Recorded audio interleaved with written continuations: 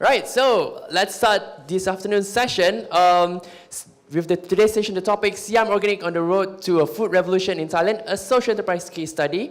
And giving it the mic to Peetachai Dejkraisak, also known as Neil. Neil, stage is all yours.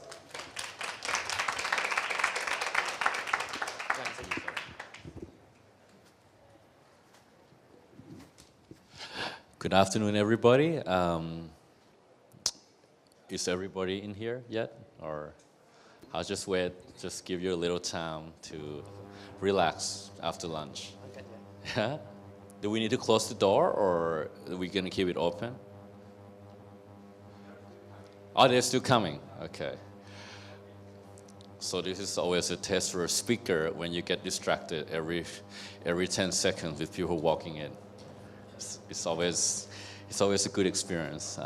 Before I do my talk today, and I don't want to say that this is a talk because I would like to think this is a sharing session, and it should be interactive, meaning that you can put your hands up at any time and ask me questions. I would be happy for it to be interactive. That way, it's more useful for you. I've been doing this social enterprise for 6 years. So obviously, you know, there's a million things I can share with you today. Hopefully, if I get to know what you want to know a little bit more, this will be more useful for you, okay?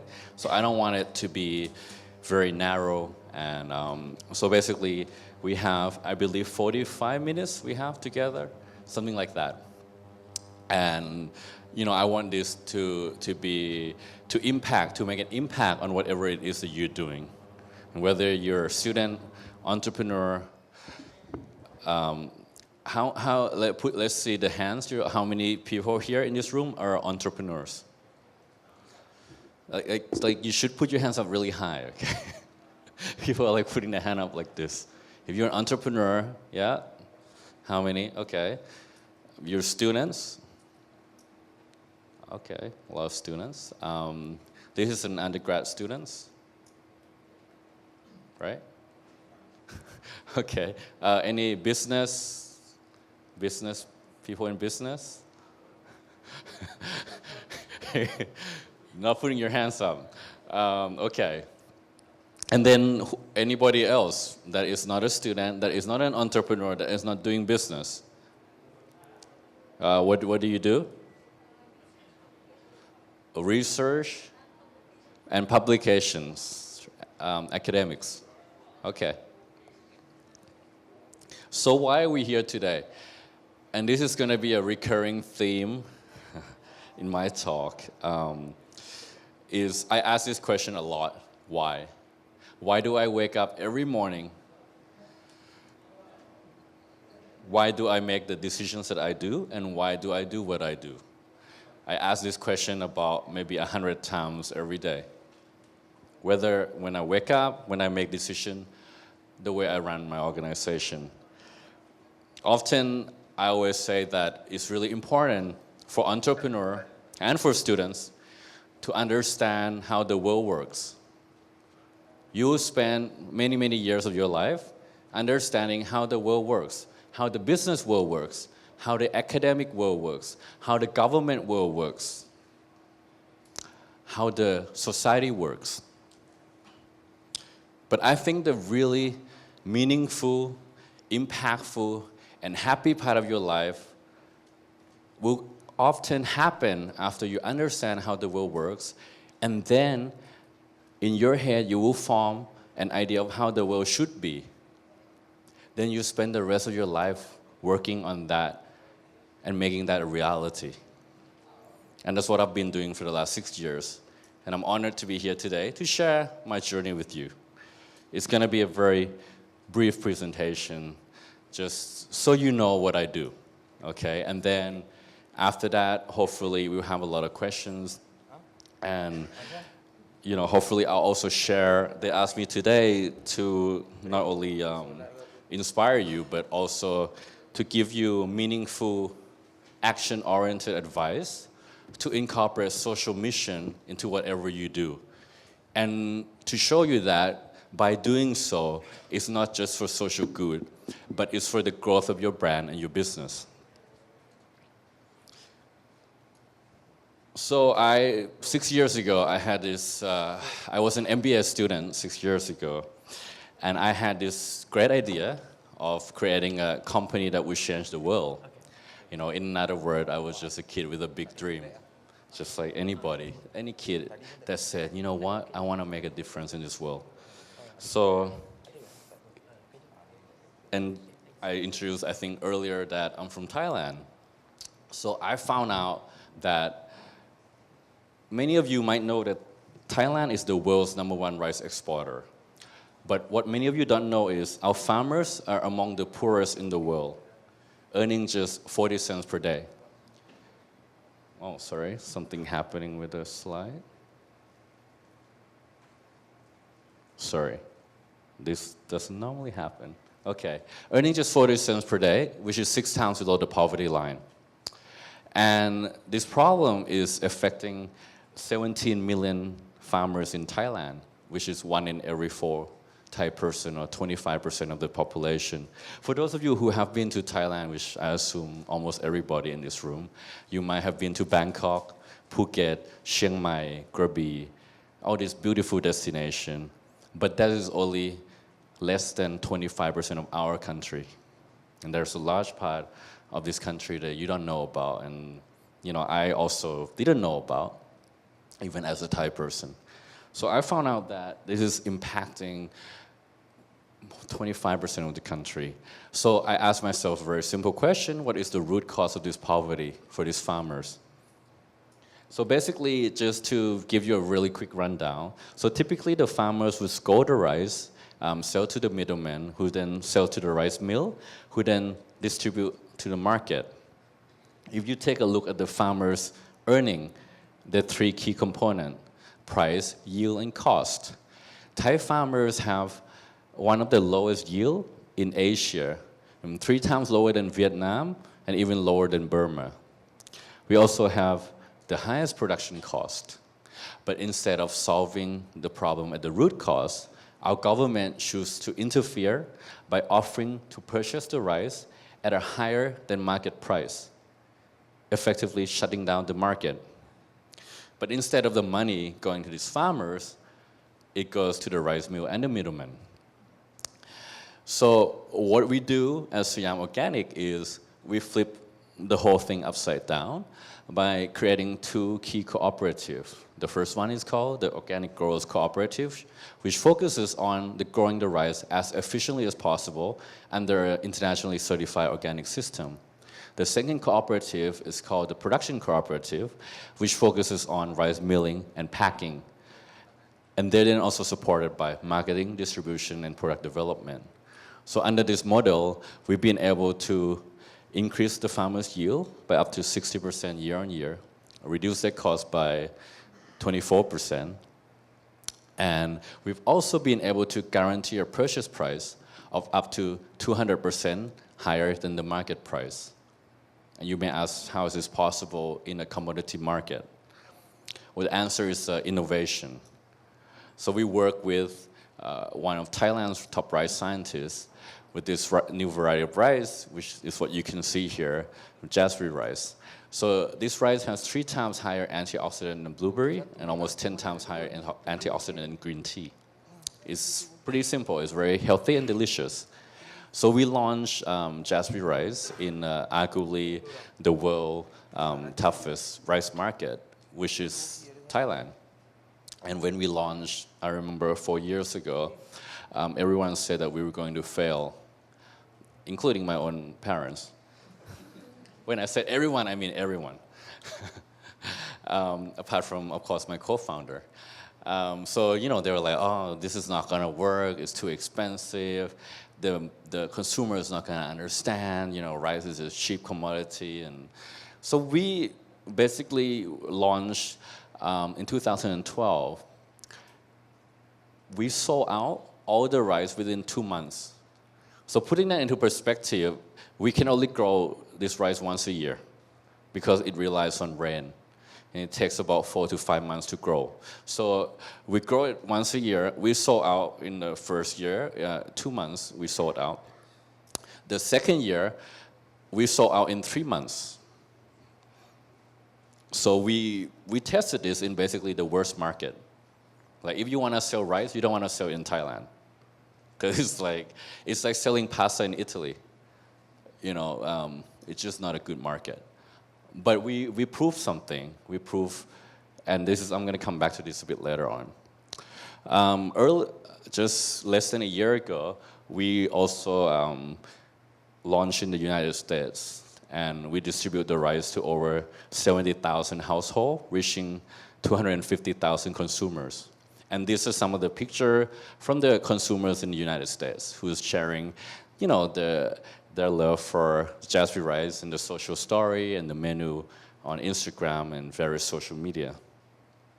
The goal for the company, and this is important as a social enterprise, so right now we're working with almost 2,000 farmers, and the goal is to increase that number to 20,000 farmers over the next 3 years. What that means on the business side is that we need to generate a revenue of $30 million to support those farmers. So often, what happens in a social enterprise is your revenue is directly tied to your social impact. So if your business is not doing well financially, then the social impact is also taking a hit. So it is the alignment of the social mission and the business mission of your organization. Sorry, I shouldn't say business mission, I should say financial mission. We have also partnered with Kiva, which is one of the leading social enterprises in the world from San Francisco. So what Kiva does is they partner with us to do a micro-lending program to the farmers. And a lot of those programs with Kiva, we're trying to make it more innovative. So it's not just about rice production, but also this year raising cow to reduce farming costs so that they can make their own fertilizer, and the cows will also give them significantly higher revenue. And we also got a third-party social impact assessment from Shujok, which is an independent assessor from Singapore. And this is important in communication. What it means to be a social enterprise is the social return on investment of 4.3 times. What that means is that for every $1 that goes into Siam Organic, $4.3 of income, additional income, is generated for these farmers. So what does this mean for the farmers? From when I mentioned at the beginning of the presentation that they earn just 40 cents per day, the farmers are now that we work with are now earning almost $6 a day, an increase of 14 times over the last 5 years. So, but when we talk about social impact, and I don't have that slide here, there's a lady in our cooperative, her name is Mema. So 3 years ago, she had about 10 rai of land, which is like a Thailand unit, and she had about $10,000 of debt. And her land was chemical. So 3 years later, her land is now organic certified. She has paid off all her debt, all $10,000. She's reinvested the profit into her land. She now owns 20 rai of land. And most importantly, she had 3 children who were working in a factory near Bangkok, are now back working on the farm with her because it is now a viable occupation for them. That is the real social impact. Okay. Thank you. But I mean, I'm saying this because sometimes when we talk about social impact, these are human beings, and each one of them have their life story. They have children, they have heartbreak, they have hardship that they go through. So I think it's really important that we also tell that story. And actually, the packaging that we are selling in the United States and Europe will have their stories on the packaging. Just so consumers feel like they can really be a part of this transformation. So so that is my story, basically. That's what I've been doing for the last 6 years of my life. Okay, I didn't get to party much because I did all of that before. And I think we have been also recognized for winning various social enterprises competition. The one most recently was called the Shiva's Venture, which I encourage any of you to apply. Is held in 30 different countries, including Malaysia. So it's a search to find the world's most promising social enterprise. So they will have national competition in 30 countries. If you win your country, then you will go to the global finals and compete with the 30 finalists, which I did. That was last year this year in Los Angeles. And I know you can't see it, but behind me was Halle Berry, who's an Oscar-winning actress, Don Cheadle, and Javier Bardem. So there's some celebrity who also endorse this kind of project as well. It's now open for application in Malaysia. We've also been, luckily, been recognized in various other competition as well. And that was a very interesting encounter last year with Mark Zuckerberg and President Obama. So we won the winner of Global Entrepreneurship Summit in Silicon Valley, which was organized by President Obama last year. Unfortunately, I won't be attending this year because there's a new president. That's a different story. Mark Zuckerberg is also not attending. Anyway, so okay, move on. All right, so why? Okay, so I've told you my story, but why is the social mission important in your brand? Often when we talk about business, as far as I'm concerned, there are two key things that you need to do well to make your business successful. And it doesn't matter if you're a startup, a tech startup, or a social enterprise, or an NGO. Is innovation and marketing. Innovation, you have to be able to answer how are your products or services different to others and how does it add value to the consumers. Marketing is your ability to communicate those values to the paying consumers. So if you don't have innovation and marketing, you're not going to be successful in business. Social mission adds a lot of value to both your innovation and marketing. So I have here like a number of brands, and I know like there are mostly United States brand from the company from the US. Does anyone want to tell me what they share in common between all these brands? In the perception of the consumers, what do they share in common? Anyone want to just try? There's no right or wrong answer. Innovation, okay. Anything else? What? Household names. Okay, so they're all very famous brands, right? Everyone knows. Even though many of them only operate in the United States, or some of them do. Huh? CSR? Okay. They own big land? Okay. Well, I've never heard that one before. But yes, they all do, I guess. So basically, their survey I think it was over like 50,000 consumers to list the brand that is most socially responsible. And those consumers have listed these brands as being the most socially responsible brand. You'll see that some of the NGO or charities in there, American Red Cross, right? The Salvation Army. So this is a charity. This is the perception of the consumers. We are not saying that they're actually the most socially responsible company, but the branding and the marketing have delivered that message to the consumers. So whenever I see, a friend and I ask them about Ben and Jerry, they're like, oh my God, I love Ben and Jerry, not because of the ice cream, but because they're a social enterprise. This is the perception of Ben and Jerry, that they do a lot of social good.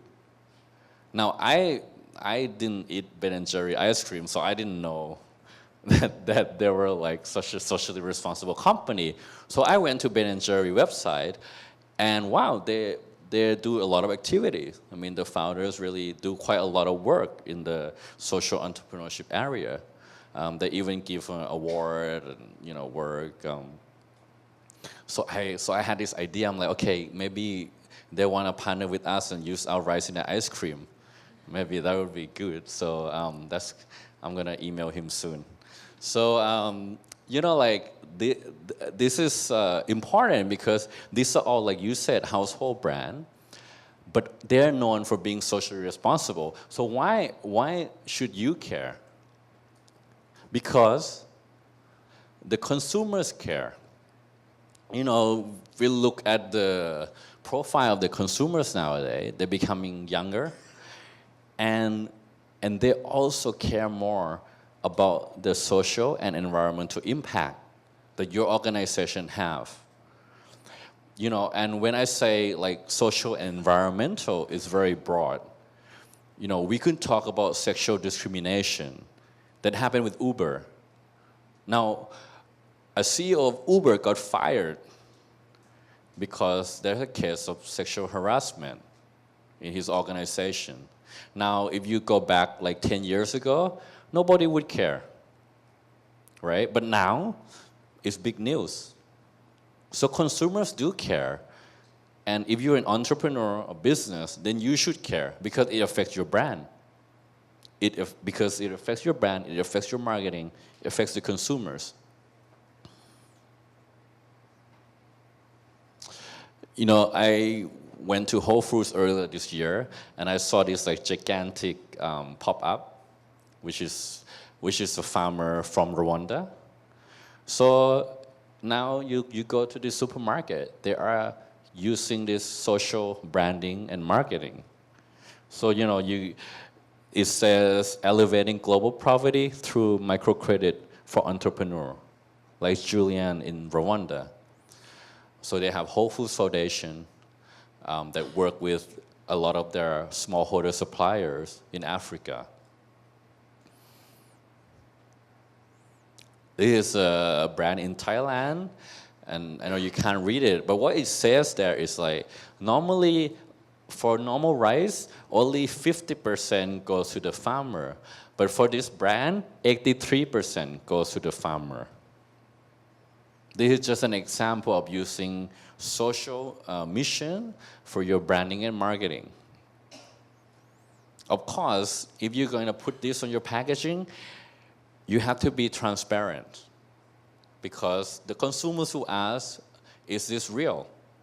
Right? So you also have a responsibility to actually do what you say.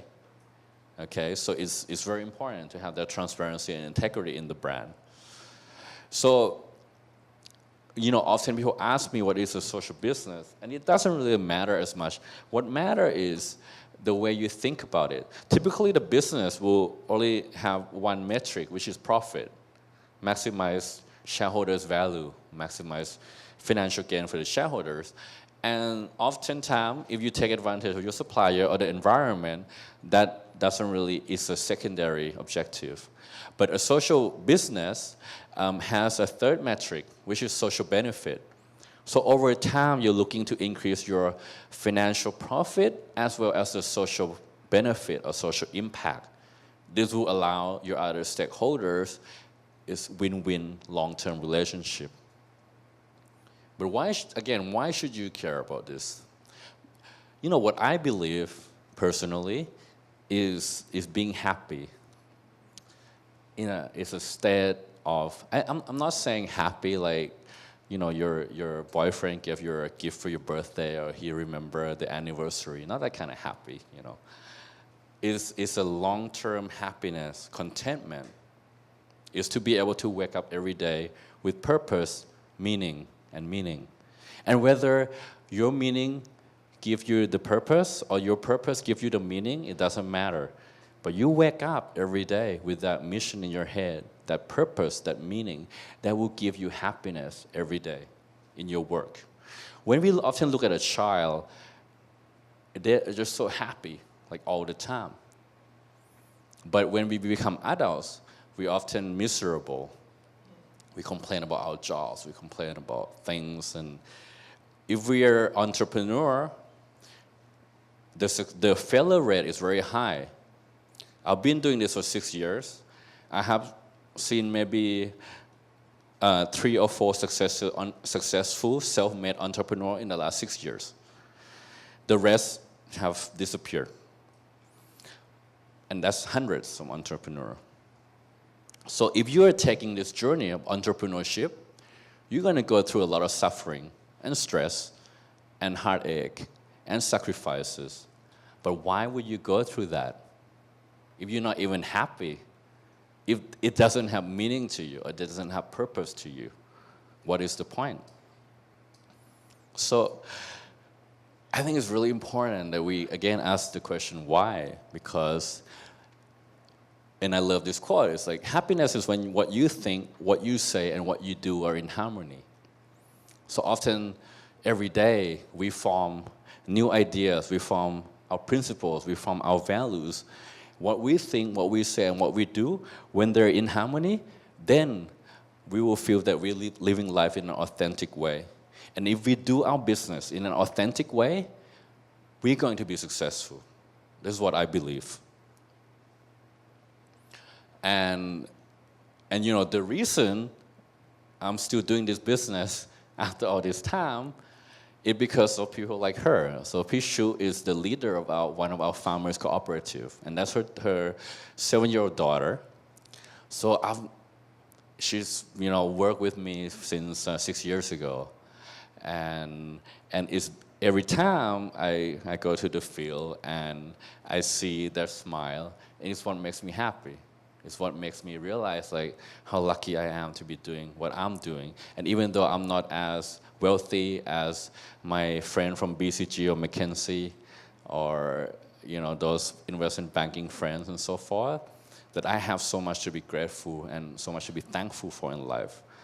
So I hope that it will make you think about not just what you do, but the way you're doing it. Is that bringing authenticity into your life? Is that bringing happiness into your life? And I think that without that, your organization will never be truly successful. Because on a personal level, you won't be able to withstand the stress and the pressure that comes with it. And many entrepreneurs suffer from depression, including myself. And it took a long time to deal with that, many years. And it can break you physically and mentally because it's even more pressure taking on the social responsibility. So I think it's so important that you remain balanced and understand why it is that you do what you do. So with that, I'm actually going to end this presentation, and I'm going to open for questions and comments and anything in between. Anybody wants to ask a question? I can pass the mic. Hello. Can you give us some personal examples of the kind of suffering while you're... Because I really want to empathize with... Okay. There are like a million examples to give here, but just to give you a feel, one is the social exclusion. So you go to like, you have like no friends.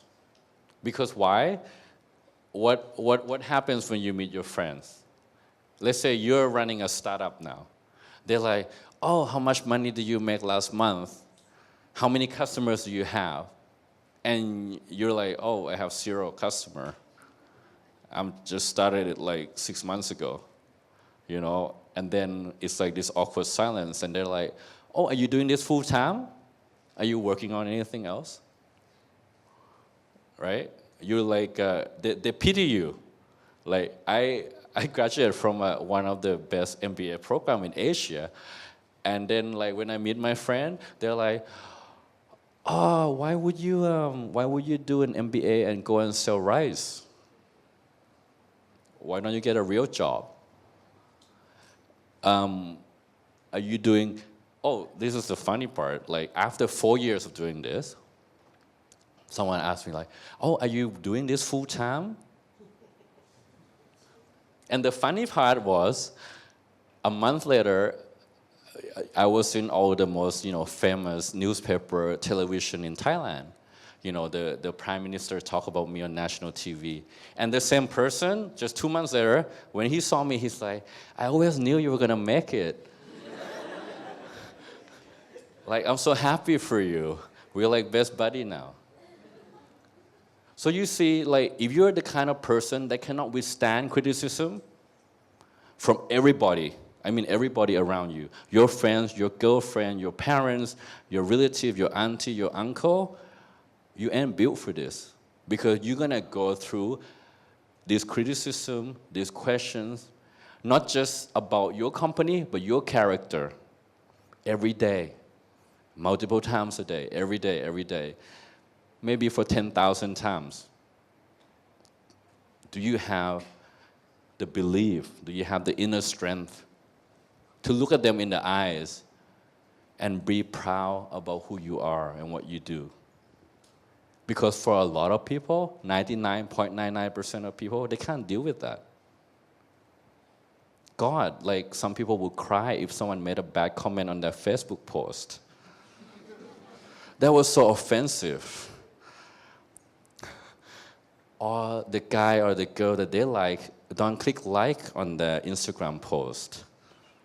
They would not be able to sleep for many nights.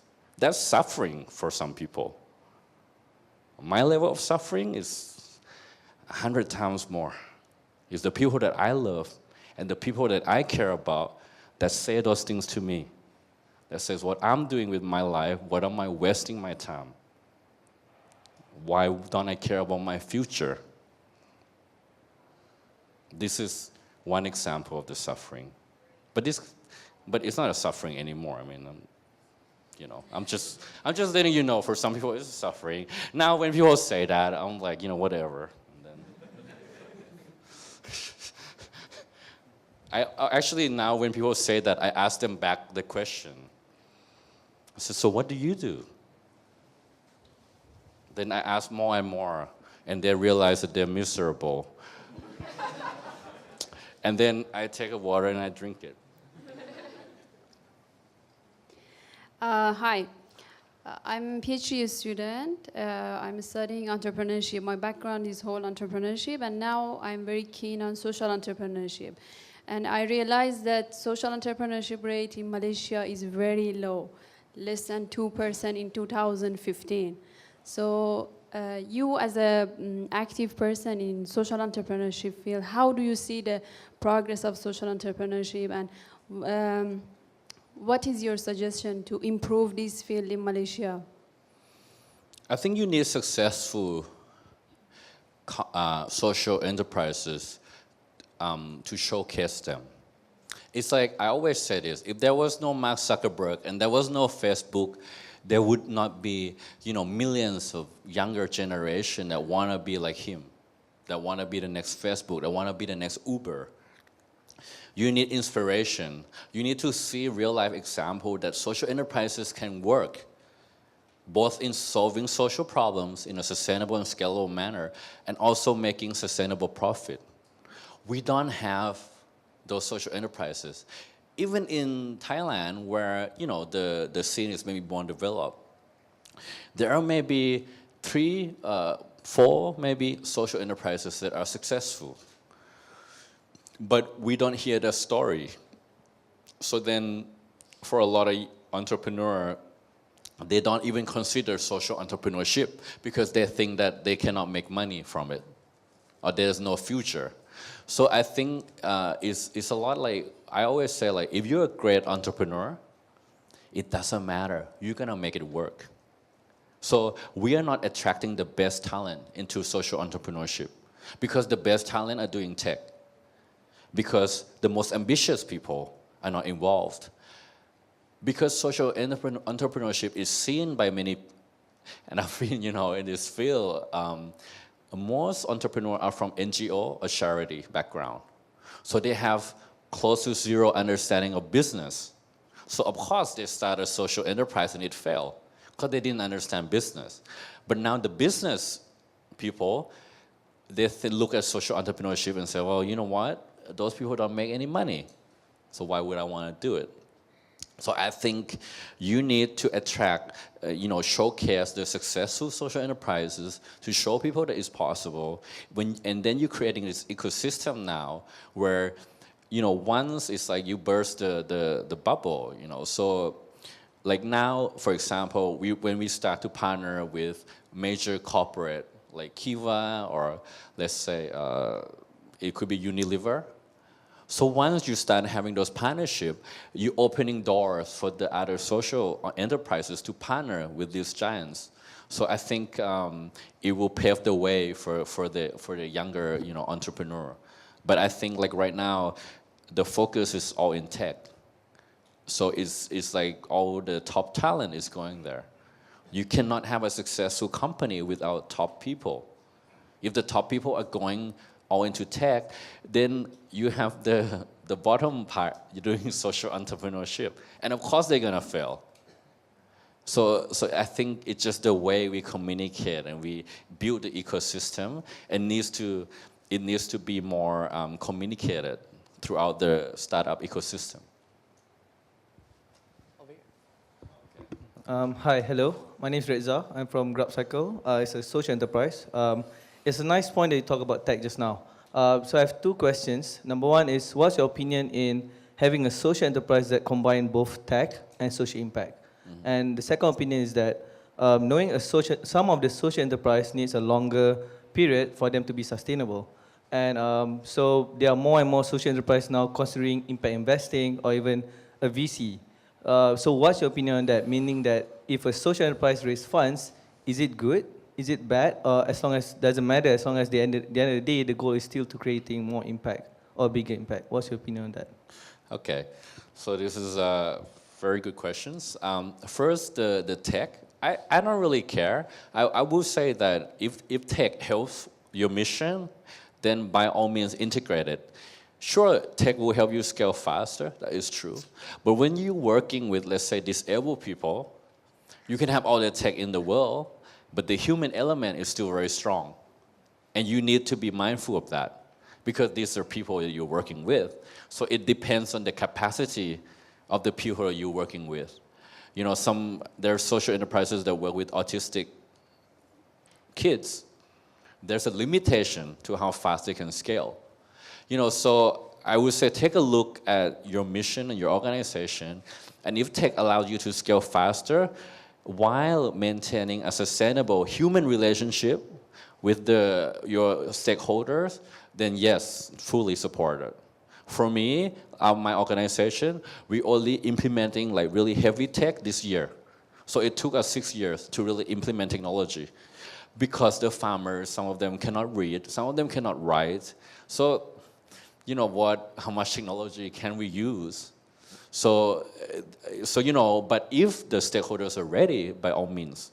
The second question about impact investment, I've been approached by impact investors from Switzerland to United States to Australia, and I did some due diligence with them, and I decided not to take on any investor in my organization. This is my experience with investors are that. And by the way, I used to be an investment banker for 3 years, a long time ago. So I think there's a misconception with impact investment. Because the impact investors will come in, and I encourage you to ask them maybe 3 questions. And for those of you looking for investment, you should write these questions down. They asked me to give like tips and tricks. So after getting to know you, the first question is, if you were the CEO of my company, how would you run it? So if the answer, you should ask this question before you tell them how you will run it going forward. I mean, in the next 5 years, how will they run your organization? If the answer is significantly different from yours, don't take the money. because you're gonna fight and fight and fight. Their vision and your vision have to be aligned. For social enterprise, it's even more difficult because there's a social aspect. If I ask them, how are they gonna work with her? So actually, I took a very famous impact investors to see the farmers last year. And then he told me, he made a comment to me. He said, Neil, these farmers, they're not so smart, huh? And I said, what do you mean? I said, well, I talked to them and they can't even they don't even know the cost. He's thinking like economics, like why if they use this fertilizer, it's scientific, it's very simple, why don't they do it? Are they stupid or something? And I said, well, actually I didn't say anything. I remember now, I was like this, I was speechless. And this is a very prominent impact investors that many people look up to. So you need to ask that question. Because if they can't even respect them, then it's end of story. Because these are like my bosses.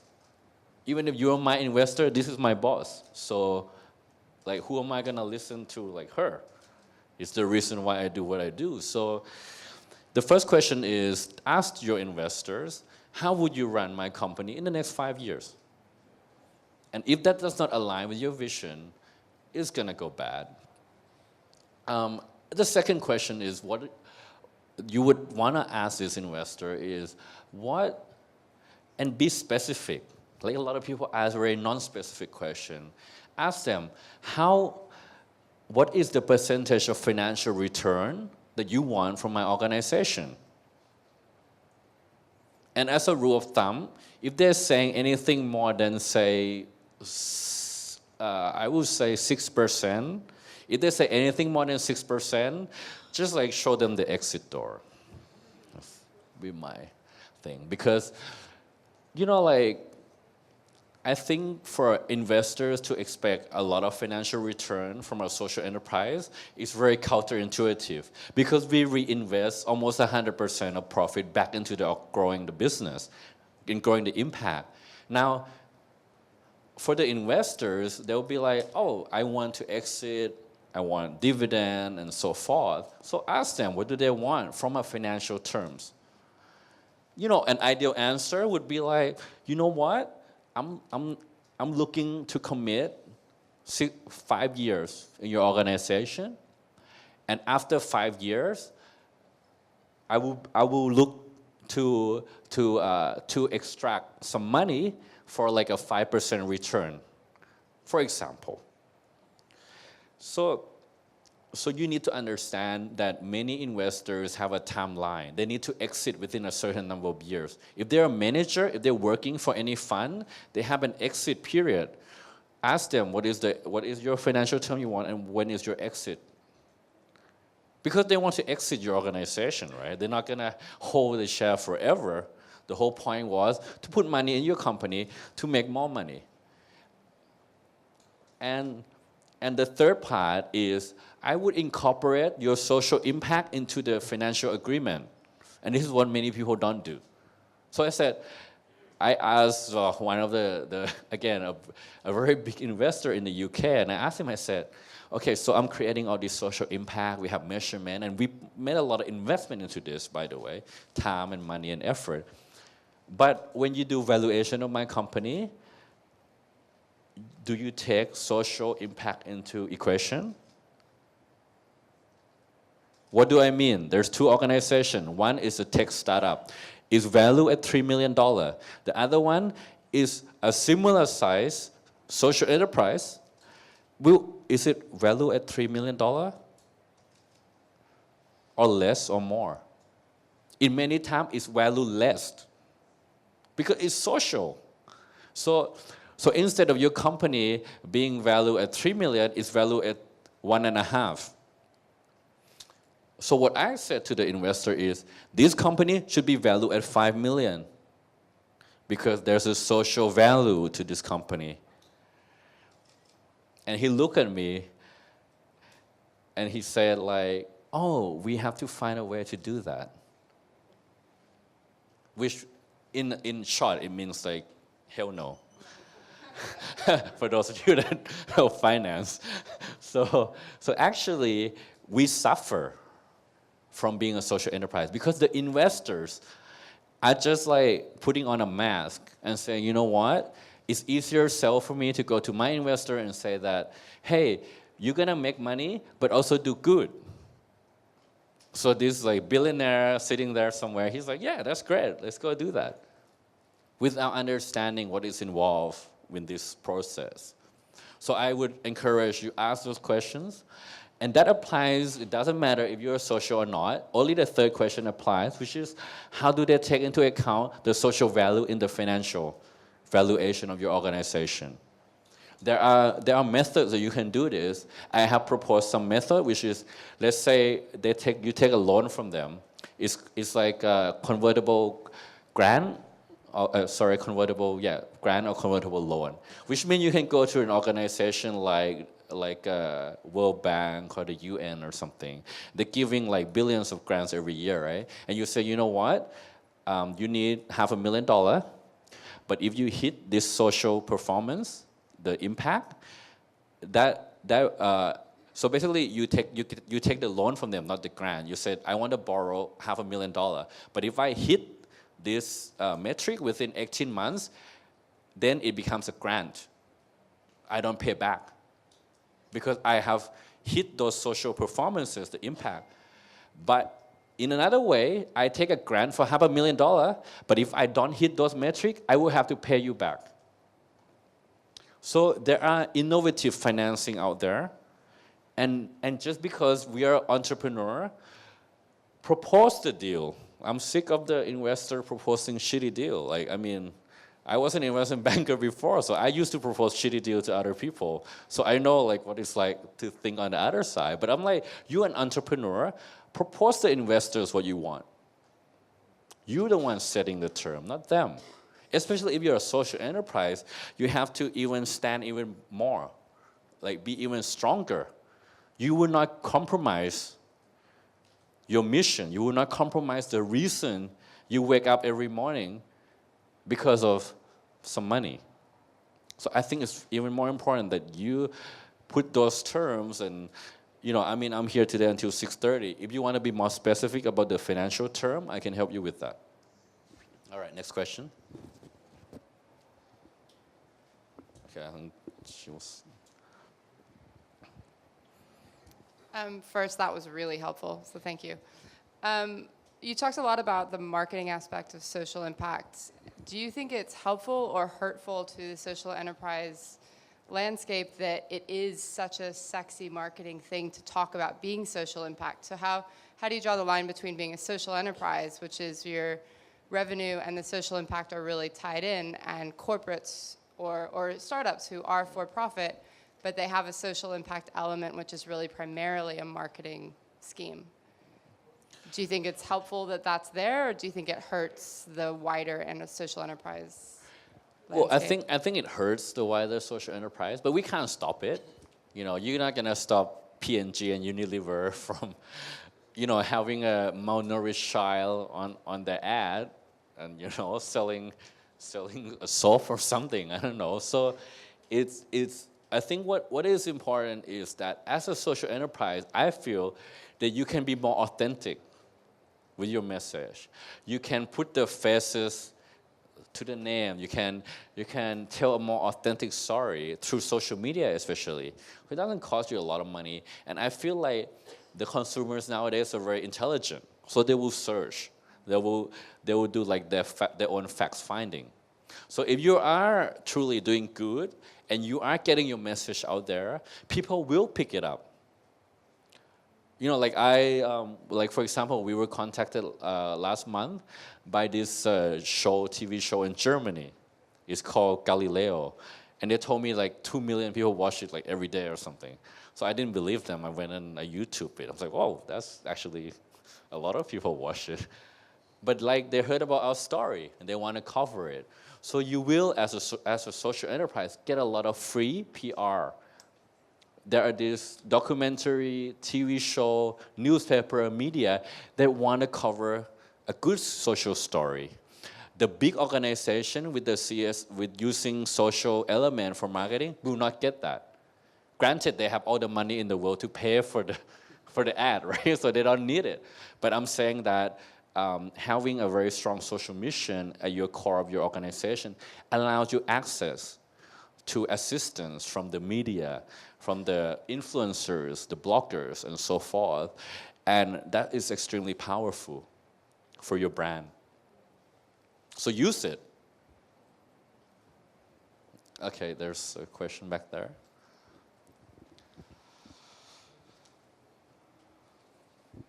Okay, hi. So I'm running a social business right now as well, and I realize there are people who don't really understand the scene of social enterprise and social business, where they are questioning like if they are purchasing the products or they are making a donation, will the money really goes to impacting the community, or will the money goes to the founder and co-founder and all those things? So in that situation and in those conversations, how do you usually handle it? Or do you actually make the business model clear enough that most of the profits actually goes towards creating a social impact for the community? Yeah, thank you. When you're talking about the consumers, right? Or when you're communicating to the consumers or to... Yeah, okay. I actually almost like your product needs to sell itself. So when you see our products, and unfortunately, I don't have my product on the slide because I didn't come to do sales here today. But let's say that you were like Walmart or Whole Foods, and I'm meeting with you today. The social part of it is 5% of the presentation. Your product or service need to win in the market without the social element. The social element is a bonus.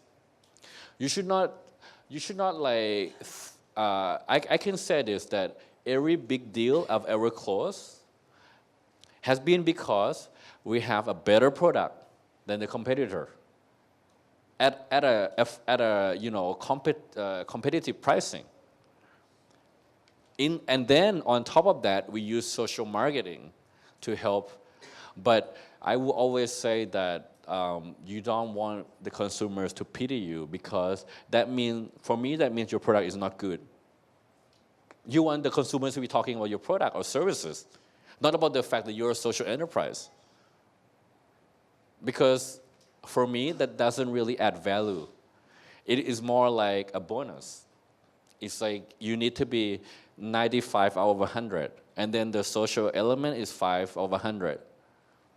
And that is why I said at the beginning that innovation is so important, because that makes you stand out from the other product or services. Without innovation, and you just using social marketing, you're not gonna go very far, because your product is like, for example, we create a line of gluten-free superfood pasta made from jasmine rice, and everyone that have tried our gluten-free pasta have said that it's the best pasta they've ever had in their life. That is the kind of reaction we want from people. Then you have a winning product. Otherwise, when we did the testing, the first initial formulation, people eat it and they're like, yeah, it's like an 8 out of 10, 7 out of 10. For me, that's not good enough. It needs to be a 9 out of 10. So I think the product, if you have a 9 out of 10 or a 10 out of 10 product or services, then you're getting somewhere. But you cannot market like a 7 out of 10 product using the fact that you're a social business. You can, but you will find that it's not very sustainable. You'll gain some traction, but it's gonna lose its legs over time, because we will rely on repeated purchase from word of mouth. So unless the product is really good, people are not gonna wanna use it every day or every month. So I think, like if you can work your product to that level, like 9 out of 10, then by all means, promote all you want about social enterprise. But if your product is not that good, then I don't think it's gonna be successful.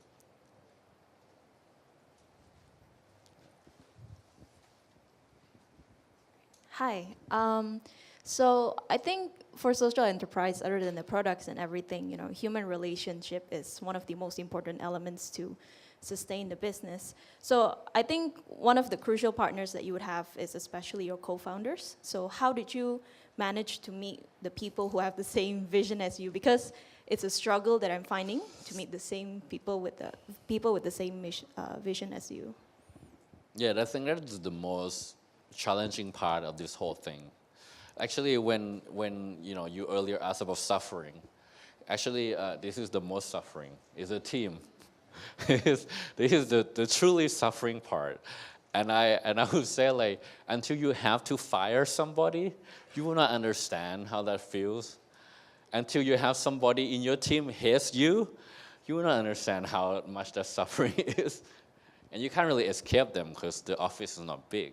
So the co-founder, coming back to the co-founder, you are looking for someone that have the same vision as you. When I say have the same vision as you, I'm not just talking about the business vision, personal vision. What makes them happy in life. And if it's different from you, probably not a good co-founder. So that's the first element, is you must share both the personal and the business vision. The second is your strength, that strength must complement yours, which means that they are quite different to you. So actually my co-founder, she is extremely organized and I'm not. She is extremely productive and I'm not. I'm talking about her good parts here. She would nag you like on, and I don't. So, but it gets things done. She gets things done very quickly. I'm more like, I like to plan, I like to think about strategy, I like to do marketing, sales, and all, and she thinks that it's a waste of time. But the thing is, it's okay because our strengths complement each other. And which brings me to the third point, that most important about your co-founder is you must know how to fight each other, because you fight each other all the time to a breaking point. Can you find someone that is going to fight with you without the negativity remaining afterwards? So you will have a very heated discussion about something you disagree. Maybe like she'll call me like, Neil, you're an ass, and then I don't take it personally because I understand it's in the context of business. But can you find someone that you can fight, really fight, and that you have no ill feelings afterwards? It's extremely hard. I know for a fact that most relationships, boyfriend or girlfriend, they cannot fight anywhere near I fight with my co-founder. We are like beyond married. We are like the couple that's been married for like 35 years and they're like 60 years old. So you're not gonna get a divorce. You look at each other and you fight, but you love each other, you care about the mission. So I think like maybe the third point is the most important, because we started with 4 people and it's down to 2. So we went through some suffering with one of the 2 of the other co-founder, actually just one. So I've lost my best friend in this journey because we really find out about your values, and I always say like you can only find out under 2 circumstances: under extreme stress and pressure, which means they're not doing well, the company not doing well, or the other circumstance is the company is doing extremely well and you making money. You also find out about people under these 2 circumstances. With my ex-co-founder, under extreme stress and challenges, he was okay actually, he was good. But when we became successful, he wasn't good. He wanted more. He was greedy about money, about everything. And it was deviating from the mission. He wants more fame. When we started getting fame, when we started becoming famous, then he wanted to be like a rock star. So that is against our values. So under these 2 circumstances, you really find out about people. And I think you need someone that when you go to the worst and to the best together, you remain the same human being. You remain the same person. That's a good co-founder. So it is, you need to test that situation. So it's if they don't pass that test, you're gonna break up at some point, and it's gonna be very painful. You saw like the social network, right? With Mark Zuckerberg's, best friend, he sued him. That's gonna happen if you don't take care of it early. So I think sometimes a lot of co-founders are friends and they're afraid to hurt each other's feelings, so they don't say it. But then if you do that for 2 or 3 years, then when you need to say it, they can't take it. So you say it in the first year or two, like just be like, I don't want to use the word like mean, but you almost kind of have to be mean to them at some point because you want to like test them a little bit. Like if I push you, what happens? Or if they're like, no, like get your hand off me. It's like, that's not gonna work. Because there are times when, you're putting your hand on each other's neck because you care about the mission and it's difficult. So I hope that answers the questions. Any other questions? We still have a bit, like 5 more minutes. Okay. Any more questions? So yeah, are there any more? I guess closing words. Yeah, and just on that note, like the team as well, just make sure that you build your values and your culture, and you put that on paper or on your website or something, and implement those values and culture. Because we made a mistake of thinking like, oh, everyone that joined us want to do good, and then I had to fire like 12 people in 1 month. Basically the whole company. I made it sound like, yeah, it was big, but yeah, it's like the whole freaking company. Because like when you have one bad person in the team, it infects everyone else. It's like a disease. If you have 10 good people in your company and you have one bad person, and you leave that person there for long enough, the 10 will become bad. And they will quit. And the bad person will not quit. That is true. You ask any HR department. It's like, shit, it's always the bad person that don't quit. Like you try to pressure them, everything. They're like, no, I'm not gonna quit, sue me. Like they're like that kind of, I don't know why the world works this way, but apparently it does. So actually, like notice when there's a bad influence in the team, remove it. Remove him or her immediately. I say immediately, I mean like today. Pack up your stuff and go home. If you need to pay him or her 1 or 3 months compensation, pay him or her. It's not worth it. We had a lot of good people. We had one bad person. And it like infected the whole team. We had to remove the whole team because it was too late. Like we couldn't come back. Because once people have the negativity, you cannot come back. So it's easier to start again. So really clear about your culture and your value, what you stand for. What does these people in this team share? It's like the Bible of the team. You do not violate this. If you do, we are family, but we have our rules. So if you violate the rule, it's only one warning. The second time, you're gone. So it's really, making people really be sure that they really share their values, both on a, business and personal level. You can go on our website to look at our value. Before we did our value, we looked at more than 100 companies that have good culture. So I did a lot of like reading, and then I got everyone in to talk with the whiteboard about what do they value. So, Zappos is one of the best company to work with in the world. Many of you may not know Zappos. It's an online shoes company. I read this guy's book, and it's incredible about culture. So like go and read that book. I forgot what it's called, but just type in Sapo's book, culture. So it's just the way they implement the culture and the value. At Sapo's, what they do is they will hire someone, and I think you have 2 months, 2 weeks. If you quit within 2 weeks, they pay you $20,000. So if you come and work and you leave in the first 2 weeks, you get paid $20,000. How many people took this money? About like 3%. Okay? I'm still trying to apply for that company to this day, but I will not get an interview.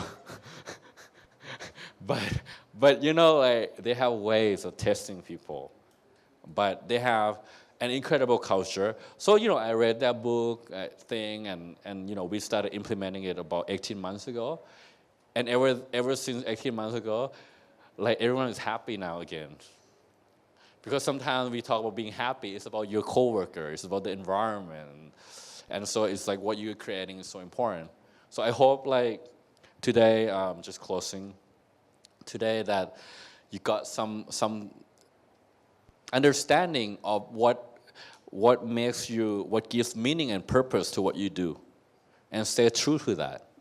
Because I believe that that is the only way you're going to be successful in business and in life, is to be authentic to yourself. And it doesn't matter if you're an entrepreneur or a corporate employees or an academics. You can be authentic in the way you approach life and your values. And I think that is going to hold you in good stead, especially in this journey. So on this note, thank you very much, everyone, and for sharing your time. Thank you so much, Neil. That was a really close to the heart sharing session. Right, so I think that's the end for this session. We will have the next at 4:30.